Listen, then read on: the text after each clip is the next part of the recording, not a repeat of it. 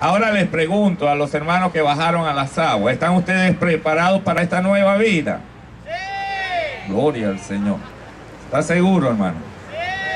Sí. Y los que estamos aquí, que tenemos tiempo en el Evangelio, ¿hemos estado preparados para la nueva vida en Cristo? Sí. Amén. Diga amén. Sí. Gloria a Dios. ¿Sabe? Yo quiero hablar esta noche, una reflexión breve, si se quiere, pero muy sustanciosa, sobre una herramienta, diga conmigo, herramienta, que nosotros adquirimos en nuestras manos, en nuestra vida, cuando recibimos a Cristo. Dice la palabra del Señor que Juan decía, yo en verdad os bautizo en agua para arrepentimiento, pero vendrá uno detrás de mí, el cual yo no soy ni siquiera digno de zafar el calzado o las sandalias, ¿verdad? O los cordones de sus sandalias. Pero ese que vendrá os bautizará en Espíritu Santo y fuego. Hay una diferencia, hermanos, amados, entre ser un simple creyente en Dios y otra muy grande en tener esa herramienta que Dios nos da por ser creyentes y aprenderla a usar. ¿Y por qué quiero hablar de esta herramienta, hermano? Porque lamentablemente se están levantando doctrinas del error. Se están levantando, hermanos, cosas tremendas estamos viendo. Doctrinas instituidas por hombres, donde, como dice la palabra, con artimañas del error, con estratagemas de hombre, están engañando aún a los escogidos de Dios. Pero nosotros esta noche vamos a aprender, no solamente los hermanos que por ser nuevos creyentes puedan aprender a utilizar esta herramienta que Dios nos dejó para defendernos inclusive hasta de nosotros mismos, porque la palabra nos enseña, ¿verdad?, que de nuestra propia concupiscencia nace el pecado. Ahora bien, ¿de qué herramienta estamos hablando? ¿Le gustaría a usted tener una herramienta que lo libre del pecado? ¿Le gustaría a usted tener una herramienta que le enseñe la verdad del Evangelio? ¿Le gustaría a usted tener una herramienta que le pueda decir cuando alguien viene a decirle mentiras o decirle verdades? Oye, yo quisiera tenerla. Les tengo una noticia, ya está en nosotros. El Espíritu Santo de Dios está en nosotros. Ustedes fueron sellados con el Espíritu Santo de Dios. Cuando ustedes subieron de esas aguas, mis amados, el Espíritu Santo de Dios se va a manifestar desde ese momento en ustedes y quizás antes de cuando ya le aceptaron. Pero la palabra dice que el bautismo nos da poder, que recibiremos poder cuando haya venido sobre nosotros el Espíritu Santo de Dios. Recuerde algo, hermano. ¿De quién es el Espíritu? De Dios. Estamos viendo doctrinas que se están levantando, donde están haciendo el énfasis en el Espíritu Santo como si fuese algo extraño, algo que no es de Dios. Y le dan más cabida a las filosofías humanas del hombre para hacer referencia al Espíritu Santo. Por eso, esta noche yo quiero, hermano, brevemente, si se quiere, reflexionar un poco sobre esa herramienta y cómo usarla. Porque cuando nosotros aceptamos al Señor, dice la palabra que el Espíritu Santo viene a nosotros. Pero ¿lo sabemos usar? ¿Sabe usted si tiene o no tiene de verdad la capacidad para usarlo? Vamos al libro de Juan. Y les voy a pedir a los que tienen la Biblia que me acompañen en esta enseñanza. para que veamos allí algunas características de esta herramienta que es el Espíritu Santo de Dios. A ver si la podemos entender. Aquellos que quizás hoy nos visitan por primera vez puedan comprender lo que es la presencia del Espíritu Santo en la vida de un creyente, y aquellos que somos creyentes, recordar, como decía el apóstol Pedro, que a veces es necesario recordaros estas cosas para ponerlas por obra y para que no se nos olvide jamás que a través de Jesús tenemos salvación y vida eterna. Amén. Juan capítulo 14, versículos del 15 en adelante. Dice la palabra del Señor: si me amáis, repito, si me amáis, guardad mis mandamientos. Si me amáis, ¿usted ama a Dios? ¿Cómo sabe usted que ama a Dios, hermano? Si yo le pregunto a cada uno de ustedes personalmente, ¿cómo está seguro usted que ama a Dios? ¿Cuál sería la respuesta? Vamos a ver, ¿quién la dice por allí? Amén, hermano. ¿Usted ama a Dios? ¿Está seguro? Guarda los mandamientos. Porque no hay otro modo, hermano. No te preocupes que yo traigo otro ganchito.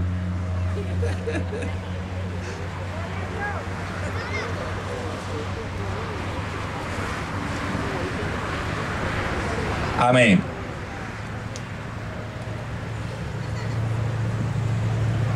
Aleluya. Bueno, si me amáis, hemos decidido amar a Dios. Y sabe, hermano, lo más hermoso de amar a Dios es no que le amemos nosotros, sino que Él nos amó primero. Él nos amó primero. Y por eso nosotros debemos guardar su mandamiento. Es una relación lógica. Si amo a Dios, guardo los mandamientos. Entonces, el Señor nos dice en esta noche: si me amáis, guardad mis mandamientos. Y yo rogaré al Padre y os dará otro consolador. ¿Por qué otro consolador? Quisiera que alguien me dijera cuál fue el consolador, porque si hay otro, fue que hubo otro, o uno primero. ¿Quién es el consolador de nuestras vidas, hermano? Ahorita sí. Pero ¿quién fue el primero? Jesús, hermano. Jesús fue nuestro consolador en la primera venida del Señor. Él le enseñó a sus discípulos algunos principios establecidos que necesariamente,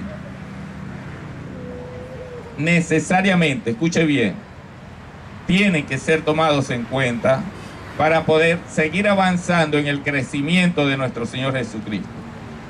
Tenemos que saber en quién hemos creído. Y la palabra de Dios nos dice que Él, escúchelo bien, el Señor Jesús dice: yo rogaré al Padre y os dará otro consolador para que esté con vosotros para siempre. ¿Cuál es la primera característica que vemos aquí del Espíritu Santo como herramienta, hermano? Es una herramienta que está con nosotros para siempre. Esa es la primera característica que vamos a ver esta noche. Nosotros, hermanos amados, sabemos que solo a través del Espíritu Santo de Dios seremos consolados. Seremos guiados a través de Él. Pero aquí hay unas características que yo quiero mencionar y que debemos esta noche reflexionar que están en nosotros. Porque dice la palabra del Señor: el Espíritu de verdad, al cual el mundo no puede recibir porque no le ve ni le conoce. pero vosotros le conocéis, porque mora con vosotros y estará con vosotros. Escuche bien, el Espíritu de verdad al cual el mundo no puede recibir porque no le ve. Primera de Corintios 2:14 dice el apóstol Pablo allí que el hombre natural no percibe las cosas que son del Espíritu de Dios. No las puede entender. Es más, les parece locura.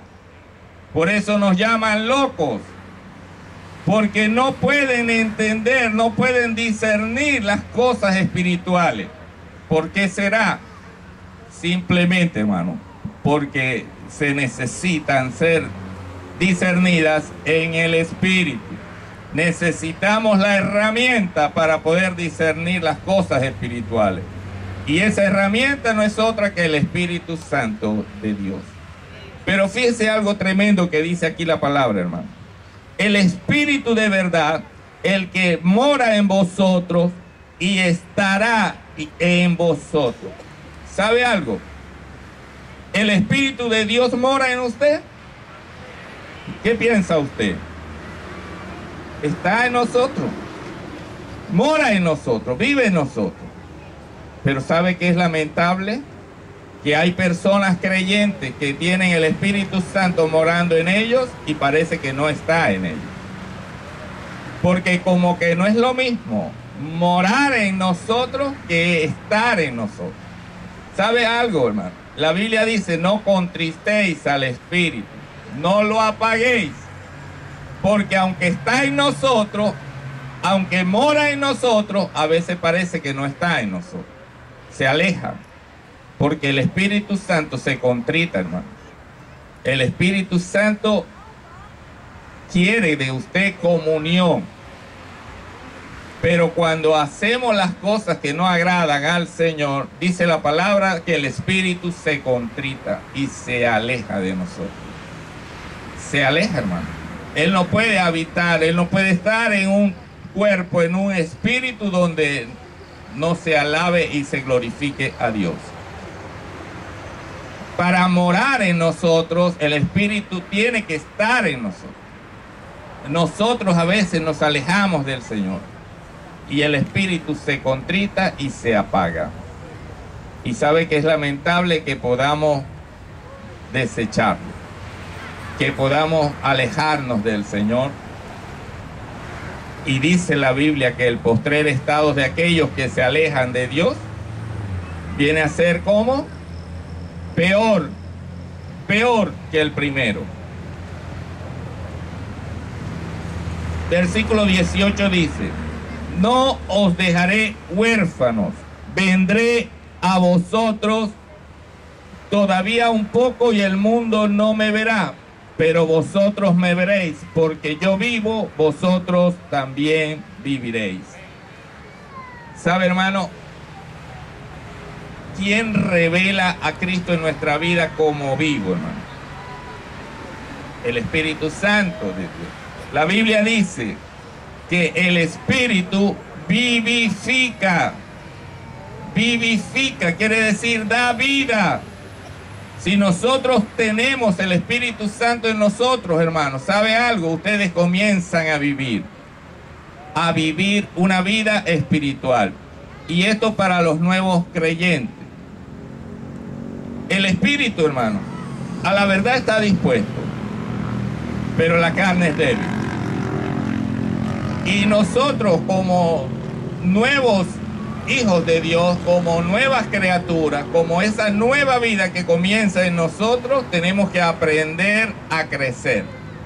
El Espíritu está allí, pero ¿sabe algo? Usted tiene que alimentarlo, usted tiene que crecer para que Él pueda hacer su trabajo en usted. Él solo no puede hacer las cosas, usted tiene que enseñarle, usted tiene que crecer en el Espíritu. La Biblia dice que tenemos que crecer en el conocimiento y la gracia que nos fue dada en Cristo Jesús por el Espíritu Santo de Dios. Amén. Hay otra característica, hermano, que la palabra de Dios nos enseña, y es que el Espíritu Santo nos recuerda las palabras de Cristo en la cruz del Calvario, en la cruz. Él, dice la palabra del Señor en el versículo 26, más el Consolador, el Espíritu Santo, a quien el Padre enviará en mi nombre, Él os enseñará todas las cosas y os recordará todo lo que yo os he dicho. Escuche bien, hermano, esto se pone bueno ahora. ¿Cómo cree usted que el Espíritu Santo le va a recordar a usted todas las cosas que Jesús dijo? ¿Cuál es el medio que el Espíritu Santo utiliza para poder enseñarnos a nosotros a ser guiados a la verdad y ser enseñados para que podamos aprender lo que es el Evangelio de Jesucristo? El Evangelio de Jesucristo, hermano, no lo podemos aprender por obra y gracia del Espíritu Santo. El Espíritu Santo nos va a guiar y nos va a enseñar y nos va a hacer recordar las cosas que Jesús le dijo a sus discípulos. Eso lo dijo el Señor. Él mismo le enseñaba a sus discípulos diciendo, ¿sabe? Les digo algo, ustedes tienen que entender esto. Es necesario que yo me vaya para que pueda venir sobre vosotros el Espíritu Santo de Dios, el que el Padre enviará. Y ese Espíritu os guiará a toda verdad y les enseñará las cosas que yo les estoy diciendo ahora, porque ahorita no la van a entender. Los mismos discípulos que estaban con Jesús no entendían todas las cosas que Jesús les decía. ¿Y por qué? Porque, como dice el apóstol Pablo, hermano, en Primera de Corintios, se habían de entender eso en el Espíritu. Por eso Dios dice que Jesús decía que vendrá el tiempo en que le adoremos en espíritu y en verdad. Entonces, amados, amadas, amigos, el Espíritu Santo se revela a nuestra vida, ¿ok? Pero Él tiene que enseñarnos a nosotros a través de la herramienta que Él utiliza, que es la palabra de Dios. No es que vienen personas, hermanos, a decirnos que el Espíritu me dijo tal cosa. Es a través de la palabra. El Espíritu habla a través de la palabra. Si no crecemos en el conocimiento de la palabra de Dios, no le podemos dar lugar a que el Espíritu ministre a nuestra vida y nos enseñe las cosas que Jesús dejó dichas ya. Porque tenemos que conocer la Biblia, tenemos que conocer la verdad de Dios. Y esa verdad está en el Evangelio de Jesucristo, revelada por el Espíritu Santo de Dios. Ahora bien, quisiera que vayamos al libro de Juan 16, 7 y 8 para que veamos algo allí. Otra característica del Espíritu Santo es que convence al mundo de pecado. 16, 7 y 8 dice la palabra del Señor: pero yo os digo la verdad, os conviene que yo me vaya, porque si no me fuera, el Consolador no vendrá a vosotros, mas si me fuere, os lo enviaré. Y cuando Él venga, convencerá al mundo de pecado, de justicia y de juicio. Quiero detenerme aquí. 3 consecuencias hay aquí, 3 cosas. El Espíritu Santo es el que convence a uno, hermano, el que convence al mundo de pecado. Porque antes, escúchelo bien, podíamos estar en el mundo y pecábamos y no teníamos conciencia de pecado. Pero ahora que usted está en Cristo, el Espíritu Santo lo comienza a redarguir de justicia, de juicio y de pecado. La palabra dice, hermano, que no es por vista, no es por lo que podamos ver. Es más, dice que ni siquiera es por el oír, lo que podamos escuchar. La fe sí viene por el oír. Pero para justicia, juicio y pecado no es por lo que veamos ni por lo que oigamos, sino por el arguir del Espíritu Santo. El Espíritu, hermano, le va a enseñar a hacer las cosas bien hechas para Dios. Porque ese es el propósito de esta herramienta de Dios llamada Espíritu Santo, que mora en nosotros y estará con nosotros hasta que Él venga. Y luego dice la palabra del Señor, amados, que es necesario que podamos ser guiados a toda la verdad. En Juan 16:13 nos dice el Señor, escuche bien esto: y todo lo que pidiereis al Padre, Juan 16:13, dice el Señor, pero cuando venga el Espíritu de verdad, Él os guiará a toda la verdad, porque no hablará por su propia cuenta, sino que hablará todo lo que oyere y os hará saber las cosas que habrán de venir. Fíjese que lo dice la palabra, no lo digo yo, hermano. El Espíritu de verdad, el Espíritu de Dios, habla a nuestra vida según lo que Él oye hablar. ¿Cómo se explica esto? Yo quiero terminar esta reflexión con esto. Usted, amado hermano, cuando lee un salmo, yo les digo algo. Uno de los pasajes bíblicos que más me impresionó a mí cuando comencé la vida de creyente fue el Salmo 23. Porque ahí pude entender que Jehová es mi pastor y que nada me faltará. Que en lugares de delicados pastos me hará descansar junto a aguas de reposo, aunque ande en valle de sombra de muerte. Y cuando yo padecía aflicciones, cuando yo padecía problemas, tenía problemas, ¿sabe lo que hacía? El Espíritu Santo me hablaba a través de ese salmo. ¿Me va entendiendo, hermano? Pero si usted no ha leído el Salmo 23, ¿cómo cree usted que el Espíritu Santo le va a hablar a usted sobre eso?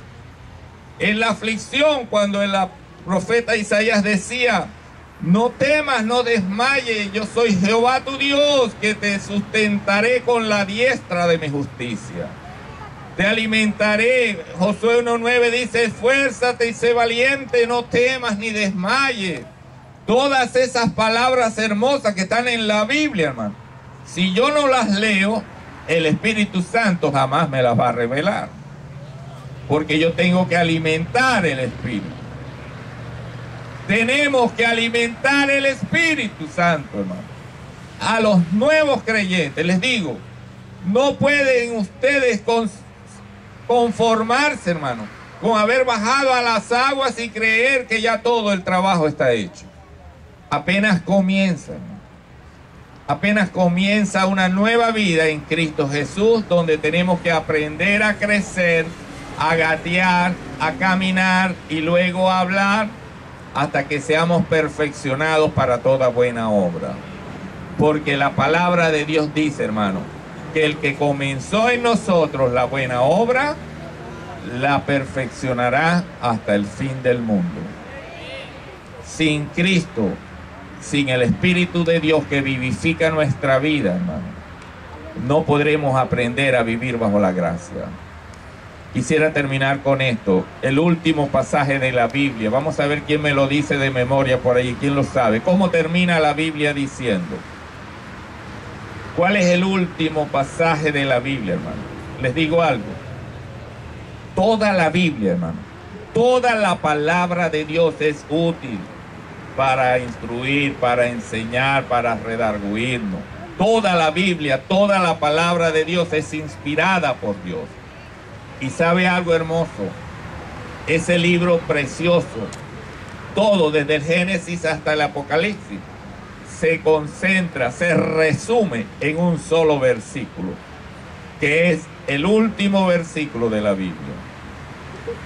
Aprendámonoslo. Apréndase ese versículo de memoria, ¿sabe? Porque ese versículo le dice a usted esta noche que por él usted puede ser salvo, hermano. Por él su vida tiene propósito. Por ese versículo que significa la verdad de Dios resumida en una frase. Vamos a ver, todos los que lo tienen allí en la Biblia, ubíquese su Biblia en el último versículo de la palabra de Dios y juntos podamos leer ese pasaje esta noche para que se lo compartamos a nuestra familia, a nuestros amigos que no conocen al Señor, y le digamos al unísono a la cuenta de 3, 1, 2 y 3, como dice: y la gracia de nuestro Señor Jesucristo sea con todos vosotros por los siglos de los siglos. Amén. Dele un aplauso de victoria al Señor.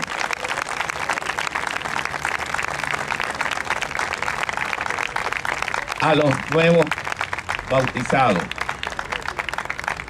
escuchen, amados, un día yo también bajé a las aguas hace más de 20 años ya, y sentí que Dios entró a través del Espíritu Santo a cambiar, a renovar mi fe. Ya yo había aceptado al Señor y había tenido que pasar por un discipulado de crecimiento para dar ese paso de fe. Es necesario saber qué vamos a hacer en el bautismo antes de hacerlo. Pero hay algo especial en el bautismo, hermano. Hay algo muy especial en el bautismo.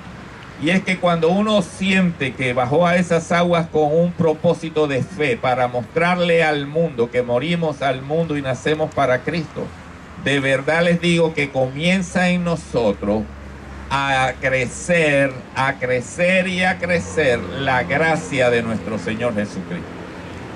Porque solo por la gracia de Jesús, hermano, solo por la gracia de Cristo Jesús podemos ser salvos, podemos tener vida eterna y, como dice el Hechos 1:8, recibir poder cuando venga sobre nosotros el Espíritu Santo.